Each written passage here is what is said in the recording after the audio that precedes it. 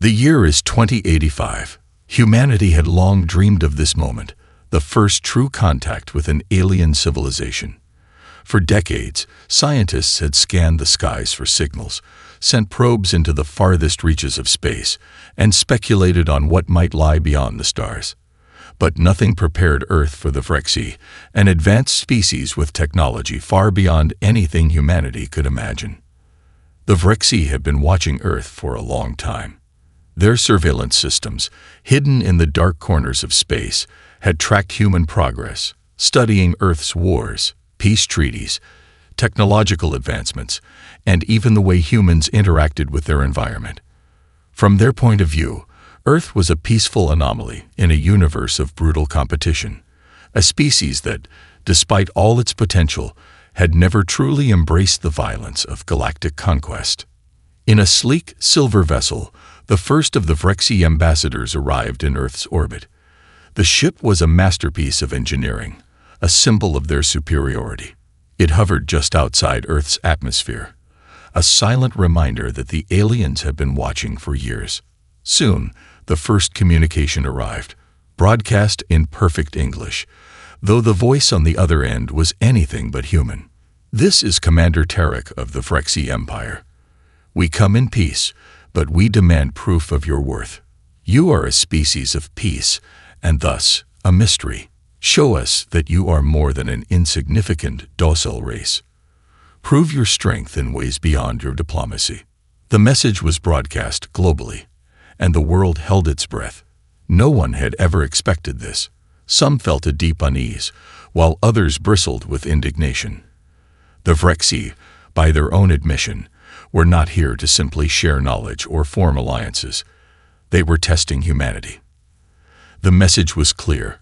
Earth must demonstrate its capacity for war, for the Vrexi were unwilling to treat them as equals unless they proved they could survive the harshest of galactic tests. President Olivia Shaw convened an emergency session of the United Nations. General Marcus Knight, a veteran of countless global conflicts, stood beside her, his face grim. They had no choice but to accept the Vrexi's challenge. Rejecting it would only confirm humanity's supposed weakness. "This is not just about survival," President Shaw said, addressing the Council. "This is about showing the galaxy what humanity is truly made of.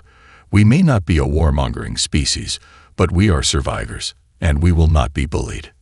General Knight, who had spent his life preparing for all types of warfare, nodded.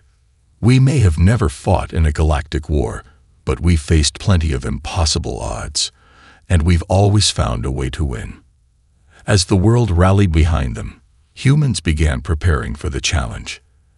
They were about to face their greatest test, one that would show whether humanity's peaceful nature could hold up in the face of an overwhelming, ruthless alien adversary. Little did they know, the true battle had already begun. The tension on Earth was palpable. For the first time in history, the human race was thrust into the center of a galactic stage, with the eyes of a vast alien empire upon them. The Vrexi had made it clear, humanity was not to be judged by their peacefulness alone, but by their ability to engage in warfare when pushed to the brink. President Shaw and General Knight wasted no time assembling the best and brightest military minds from across the globe. From seasoned generals to emerging tactical experts, they all gathered to face the Vrexi challenge. The Vrexi's first test was deceptively simple, an orbital simulation designed to mirror a planetary defense against an invading fleet. The humans were to defend Earth from an incoming armada, with limited resources, against an alien force far superior in both size and technology. On the surface, the simulation appeared to be a mere training exercise, but the stakes were real. Failure meant humanity's place in the galaxy would be sealed. Weak, unworthy, and destined to be overlooked, or worse, conquered. Admiral Ryan Holt, a veteran of Earth's space defense forces, was the first to brief his team. He had spent decades preparing for the eventuality of an extraterrestrial threat, but nothing could have prepared him for this. "We'll need more than just brute force," Holt said, his voice steady but intense. "We need strategy. We need ingenuity. The Vrexi may have the upper hand in tech, but they don't have the human instinct for survival. We can outthink them. We just need to stay one step ahead. Sergeant Jake Dawson, one of Earth's top tactical commanders, was assigned to lead the ground forces in the simulation. He was used to scrappy, unconventional warfare, fighting in dense jungles or in cities under siege. But this was different. The Vrexi weren't the typical invaders. Their ships were sleek, nearly invisible to radar, and armed with devastatingly efficient weaponry. Yet Dawson believed in one thing that had always been humanity's greatest strength: adaptability. "We'll have to improvise," Dawson said, looking over the simulation's battlefield. "There's no way we can match their firepower head-on, but if we use the terrain, if we play to our strengths, we might just stand a chance." The first rounds of the simulation began. The Vrexi deployed wave after wave of their superior fleet. The human forces scrambled, quickly realizing the Vrexi weren't just testing their technology. They were testing their spirit. Earth's forces were outmatched in every category. Ships were outgunned, resources were scarce, and the Vrexi had access to advanced AI systems that anticipated every move they made. At first, the simulation went as expected. Humanity faltered. Earth's ships were torn apart by the alien onslaught, and the ground forces found themselves pushed back with little hope of survival. But just as the humans began to panic, something remarkable happened. Admiral Holt, recognizing their dwindling resources, ordered a sudden tactical retreat. The move was baffling, even to his own forces. "What are we doing?" a junior officer asked. "We can't run. We have to fight. We fight by living," Holt replied. "The Vrexi think we'll break under pressure. Let's prove them wrong." The humans used the retreat to lure the Vrexi into a trap, drawing them into a narrow space where Earth's advanced, but older weapons could be used to their advantage. A series of surprise strikes, combined with sabotage of the Vrexi's own ships, took the aliens off guard. In that moment, the Vrexi saw it. Humans didn't just fight to win. They fought to survive, using everything at their disposal to outthink their enemies. The Vrexi were stunned. They had underestimated the humans' ingenuity and resilience, and for the first time, they began to wonder. Perhaps this peaceful species had more to them than met the eye. Cliffhanger. After the battle ended, Commander Tarek, who had been observing the simulation from afar, turned to his fellow Vrexi commanders. "These humans, they don't fight like we do. They fight for something deeper. I think we may have misjudged them." The first test had been won, but humanity's victory was far from secure. The Vrexi, though impressed by the unexpected tactical brilliance of Earth's forces, were not yet convinced. Commander Tarek knew that the humans' first success was more about luck than skill. At least, that's what he told himself. He could not, would not, allow his species to be bested by a race that had spent most of its history in peace. The next test would push humanity further, much further. The Vrexi designed their next challenge to be a test of endurance and resourcefulness, a multi-front war on an alien planet. The simulation was set on an environment that mimicked Earth's own geography, but with extreme weather conditions and an inhospitable terrain that was intentionally hostile. In this new test, humanity would not just face an invasion. They would have to fight through brutal conditions that drained their strength, slowly wearing them down. The Vrexi assumed that no species, even one as clever as humanity, could endure the trial. Once again, Admiral Ryan Holt took charge, this time joined by Colonel Jessica Williams, an experienced strategist known for her ability to rally troops and inspire them to fight under the most dire of circumstances. This simulation was no longer about outsmarting the Vrexi. It was about outlasting them. The humans were outnumbered, undersupplied, and forced to make do with scraps of technology scavenged from the remains of their own defenses. "This isn't about winning every battle," Williams told her troops. "It's about surviving long enough to make them question their assumptions. We need to make the Vrexi bleed. We need to show them we're not just a species that survives. They'll know we're one that thrives under pressure." Sergeant Jake Dawson, ever the optimist in a world of military bleakness, led his ground forces across hostile terrain, pushing them to their limits. He knew this wasn't just a fight for survival, it was a fight for the human spirit. The Vrexy wanted to see whether humanity would collapse under impossible odds. But Dawson had seen the resilience of the human heart, and he was confident that their ability to adapt, to think on their feet, would be their greatest weapon. The first days of the simulation were brutal. The Vrexy launched relentless attacks, using storms, seismic shifts, and alien beasts to force humanity into submission. Yet it was clear to the humans that the Vrexy underestimated one crucial factor: the human capacity to endure suffering. While the Vrexy thrived in their perfect, battle-hardened environment, the humans relied on their ingenuity to craft rudimentary weapons, build shelters from scraps, and launch guerrilla-style raids against the much more powerful alien invaders. In a pivotal moment, Dawson's team was trapped in a Vrexy stronghold. It looked as if they had no hope of escape. Yet, against all odds, they used the terrain to their advantage, setting traps, hacking into the Vrexy's systems, and turning the very environment that was meant to destroy them into a weapon. It was a desperate, dangerous gamble, but it worked. The Vrexy, astonished, were forced to reconsider their position. The humans were no longer just a weak, peaceful species. They had demonstrated a terrifying will to survive and fight back against all odds. Cliffhanger. Commander Tarek, watching from the Vrexy command center, whispered to his closest advisor, "These humans are more dangerous than I thought. They're not just fighting to survive. They're fighting to win." The days following the human success in the brutal survival simulation were tense. The Vrexy had expected the humans to break under pressure, to collapse as their forces dwindled and their environment grew ever more hostile. Instead, they had fought back with a resolve that surprised even the most hardened members of the Vrexy command. The aliens were no longer sure of what to make of humanity. How could a race so dedicated to peace show such ferocity when pushed to the edge?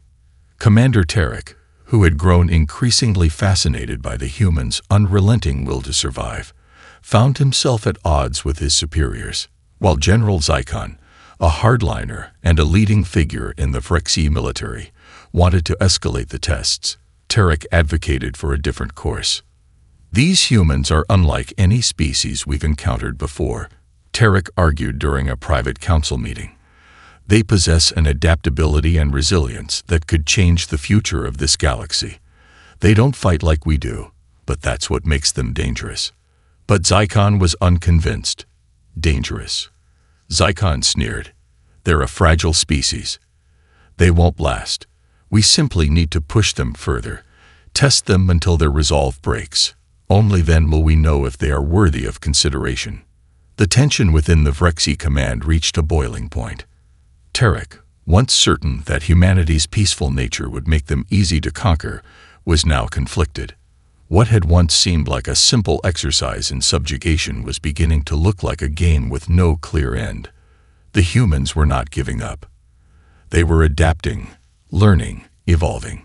The Vrexy hadn't prepared for this. On Earth, Admiral Ryan Holt and Colonel Jessica Williams were preparing for the Vrexy's next challenge. This time, the simulation was a full-scale invasion, a direct assault on Earth's core cities, with the Vrexy deploying an army of drones and ground forces designed to overwhelm humanity's defenses. It was a test of whether Earth's militaries could coordinate on a global scale, fending off an invasion across multiple fronts.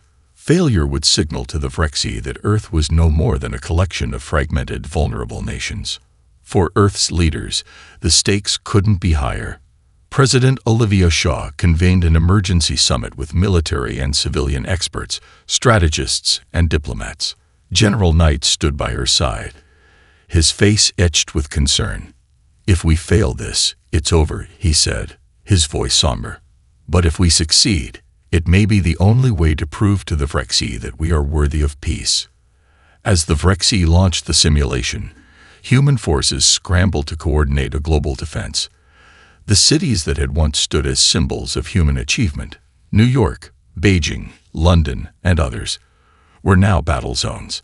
Earth's military worked in concert with civilian forces, mobilizing entire nations in a unified defense against the alien onslaught.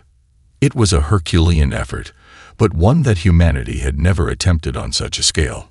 Sergeant Jake Dawson led one of the first offensives against a Vrexy drone army.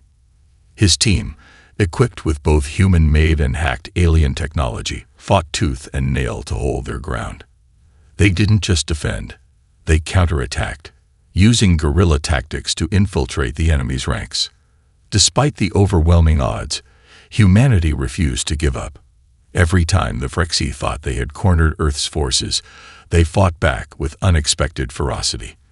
The humans' determination to protect their homes, families, and way of life was unlike anything the Vrexy had anticipated. Cliffhanger. As the simulation entered its final phase, the Vrexy found themselves locked in a stalemate, unable to break Earth's defense. Tarek stood in stunned silence, watching as the humans, battered and weary, fought with a force he had never imagined. "They're not just fighting for survival anymore," he muttered to himself. "They're fighting to protect everything they are." The battle was far from over, but the Vrexy were starting to realize that their strategy was faltering. The humans, battered but unbowed, had fought back in ways that defied all expectations. The global defense had held its ground longer than any Vrexy officer had thought possible. The simulated invasion, designed to crush Earth's resistance, had instead pushed humanity to the brink of unity. Commander Tarek, who had been an advocate for more peaceful engagement, watched as the Vrexy forces failed to break Earth's resolve. It was a bitter irony. The very same humans the Vrexy had considered weak were now showing the kind of endurance and resourcefulness that made them more formidable than Tarek had ever imagined. The Vrexy military's arrogance had clouded their judgment, and now the cracks were showing. Back in the Vrexy command center, General Zycon paced angrily, his eyes flashing with frustration. "We've tested them in every way possible," he snarled. "They refuse to yield. This is not how this was supposed to go. They should have crumbled under our might." Tarek, standing by the observation window, looked out over the simulation as the human forces began to turn the tide. For the first time, he questioned everything he had believed. The humans weren't like the weak species he had encountered in the past, species that simply capitulated under the weight of superior force. These humans were different. Their resilience, their ability to adapt and fight with everything they had, was beyond anything he had expected. "They haven't surrendered," Tarek said quietly. "That's not just survival instinct. They're fighting for something more. They're fighting for their future, for their families, for their home." Zycon spun toward him, disbelief and anger in his eyes. "What are you suggesting, Tarek? That we allow them to win? We should have crushed them by now." Tarek felt a surge of frustration. His duty to the Vrexy Empire was clear, but so was his growing respect for humanity. He turned to face Zycon, his voice cold with resolve. "I'm suggesting we need to reconsider our approach. These humans, they aren't like the others we've encountered. If we continue down this path, we risk creating an enemy we can't defeat. We risk losing everything." For a moment, Zycon was silent, his expression hardening. "You're weak, Tarek," he sneered. "You're letting your feelings cloud your judgment. There is no place in the galaxy for weakness. The Vrexy Empire doesn't negotiate with species that don't understand power." But Tarek's conviction remained unwavering. "You're wrong, Zycon. Strength isn't about power. It's about what you fight for." On Earth, the global defense strategy was beginning to take shape. With every passing hour, human forces adapted, reformed, and counterattacked. General Knight was coordinating with international leaders, rallying the planet's unified front. The simulation had turned into a battle not just for survival, but for Earth's place in the galaxy. Humanity, once divided, was now coming together in a way no one had anticipated. Sergeant Jake Dawson led his troops through the remains of the Vrexy's simulated invasion, his eyes scanning the skies for any signs of weakness in the alien assault. He wasn't just fighting for Earth anymore. He was fighting to prove to the Phrexi that humans were more than just survivors. Cliffhanger. As the final wave of the Phrexi assault drew near, Tarek received a cryptic transmission from Earth's leadership. "We're not asking for your mercy," it said. "We're asking for a future." It was a challenge, a plea. And for the first time, Tarek wasn't sure which side he was on. The final wave of the Phrexi assault was closing in, an overwhelming force that was meant to be the hammer that crushed Earth's last hope. But something unexpected had happened. The humans, once on the defensive, had begun to turn the tide. Their unity was their greatest weapon, and in the face of annihilation, humanity had rallied. Every nation, every individual, willing to fight for their future. Commander Tarek stood in the Phrexi command center, watching as the simulation unfolded before him. Earth's forces had adapted once again, using guerrilla tactics to push the Phrexi back, setting traps, and exploiting every weakness in the aliens' seemingly flawless strategy. The Phrexi were losing their grip on the battle. Tarek could feel it, an unspoken realization spreading through the ranks of his species. The humans weren't just winning. They were changing the rules of warfare itself. Tarek couldn't shake the image of the human plea, the transmission he had received earlier. "We're not asking for your mercy," it had said. "We're asking for a future."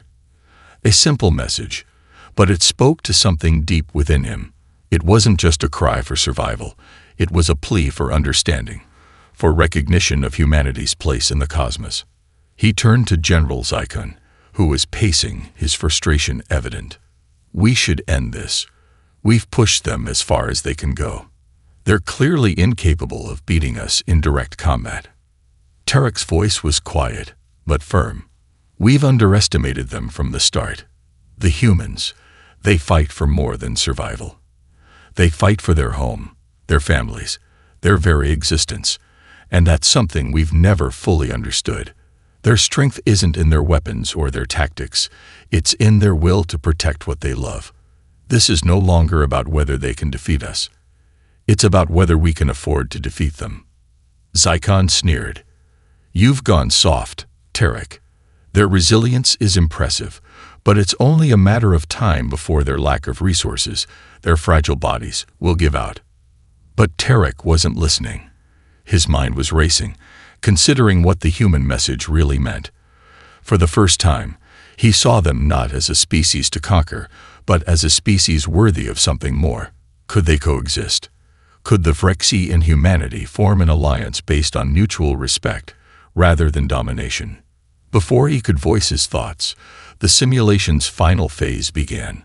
The Phrexi forces had unleashed everything: drone armies, orbital strikes, and a devastating ground assault, all aimed at breaking the final line of human defense. Earth's forces were battered, stretched to their limits, but they were still standing. Back on Earth, General Knight stood at the heart of the command center, coordinating the final push. He knew the stakes were higher than ever. "We've done everything we can. Now we fight for what matters most," he said, his voice steady, even as the sound of explosions and gunfire echoed through the comms. His eyes met the screen showing Earth's defenses. There was a glimmer of hope in the faces of the soldiers, an unmistakable conviction that victory was within their grasp. The Phrexi were faltering. The humans had survived, not just through force, but through their very nature. As Tarek stood in the command center, watching the human resistance, the weight of his decision grew heavy. Could they really destroy this species? His heart ached with the thought. He had always been loyal to the Phrexi Empire, but now, the possibility of a different future began to take root in his mind. Cliffhanger. A new message blinked on the screen in front of him, this time from Earth's command center. "We know you're watching," it said. "And we're still here. Now the question is, will you destroy us, or will you help us build a future together?" Tarek's heart pounded. The choice was his.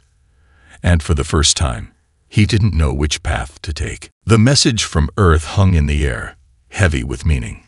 "We know you're watching. And we're still here.